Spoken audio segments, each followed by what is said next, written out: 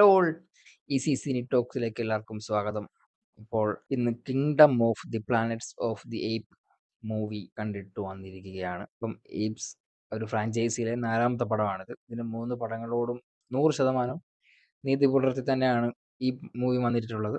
തീർച്ചയായിട്ടും ഒരു theatre experience ചെയ്യേണ്ട മൂവി തന്നെയാണ്. എനിക്ക് വളരെ ഇഷ്ടപ്പെട്ടു. അടിപൊളി പടമാണ്. പടം കിടുക്കൻ. അടുത്ത് 3ാമത്തെ പടം എവിടെയാണ് അവസാനിക്കുന്നത് അവിടുന്നാണ് പടം തുടങ്ങുന്നത്. അപ്പം അതിന്റെ ആ ഒരു കണ്ടിന്യൂറ്റി ഒക്കെ നല്ലതായിട്ട് കിട്ടും. പിന്നെ 3 പടങ്ങളും പൊളിയായിരുന്നു. നല്ല ഇറക്കിയതിന്റെ 3 മടങ്ങ് വാരിയ പടങ്ങളാണ് 3ഉം. അപ്പൊ ആ ഒരു ക്വാളിറ്റി എന്തായാലും ഉണ്ട്. ഞാൻ പോയ സമയത്തും ആളൊക്കെ ഉണ്ടായിരുന്നു തിയേറ്ററിന്. പിന്നെ കേരളത്തിലൊക്കെ ആയതുകൊണ്ട് ഈ ഒരു മൂവിക്ക് ഇതുമാത്രം ഫോളോവേഴ്സ് ഉണ്ടെന്നുള്ള കാര്യത്തിൽ സംശയമുണ്ട്. പിന്നെ നല്ല പടങ്ങളെ എപ്പോഴും മലയാളികൾ ഇഷ്ടപ്പെട്ടിട്ടേ ഉള്ളൂ. അപ്പോൾ വെസ് ബാൾ ഡയറക്റ്റ് ചെയ്ത് ജോഷ് ഫ്രെഡ്മാൻ ആണ് ഇതിന്റെ കഥ എഴുതിയിട്ടുള്ളത്.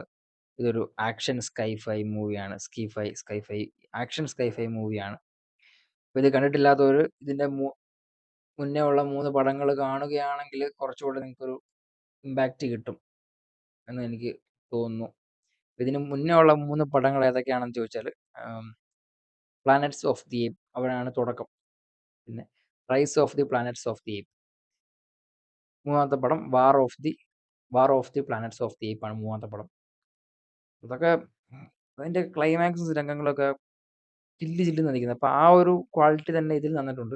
പടം തുടങ്ങുന്നത് ആ 3ാമത്തെ പടം എവിടെയാണോ അവസാനിക്കുന്നത് അവിടെ നിന്നാണ് പടം തുടങ്ങുന്നത്. War of the planets of the ഏപ്പിൽ സീസർ മരിക്കുകയാണ്.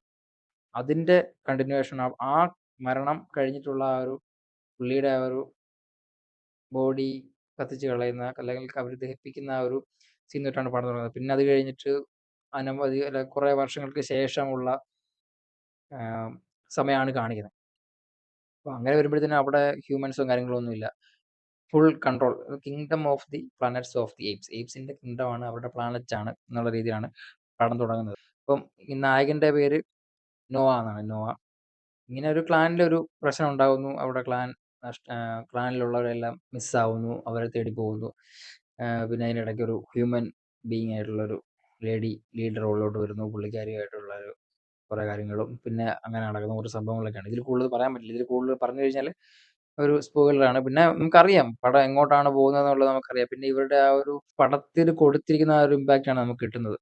നമുക്കിപ്പം പ്രഡിക്റ്റബിൾ ആയിരിക്കും കൂടുതൽ സീനുകളും കാര്യങ്ങളും ഒക്കെ. പക്ഷെ എന്നാലും നമുക്ക് ഇംഗ്ലീഷ് മൂവീസ് തരുന്ന ഒരു ഇമ്പാക്റ്റ് ഉണ്ടല്ലോ, തിയേറ്റർ എക്സ്പീരിയൻസ്, അല്ലെങ്കിൽ അത് നമുക്ക് ആ ഒരു തരുന്ന ഒരു എക്സ്പീരിയൻസ് ഭയങ്കരമായിരിക്കും. അപ്പൊ എല്ലാവരും തിയേറ്ററിൽ തന്നെ പോയി കാണുക, മിസ്സാക്കണ്ട. കണ്ടു വരുന്നവർ എന്തായാലും മിസ് ചെയ്യല. അപ്പം അടിപൊളിയുടെ പുള്ളി എന്ന് പറഞ്ഞാൽ നല്ല പടം. നല്ല ആ ഒരു പടത്തിന്റെ ആ ഒരു ഒഴുക്കും കാര്യങ്ങളൊക്കെ എനിക്ക് ഇഷ്ടപ്പെട്ടു. ഇത് ഇനി തുടക്കമാണ്. ഇത് ഇവിടുന്ന് ബാക്കിയുണ്ട് ഇതിന്റെ. ബാക്കി വരാൻ കിടക്കുന്നേ ഉള്ളൂ. ഓക്കെ, വേറെ കൂടുതൽ കാര്യങ്ങളൊന്നും പറയാനില്ല. ഇഷ്ടപ്പെട്ടു. Okay, by.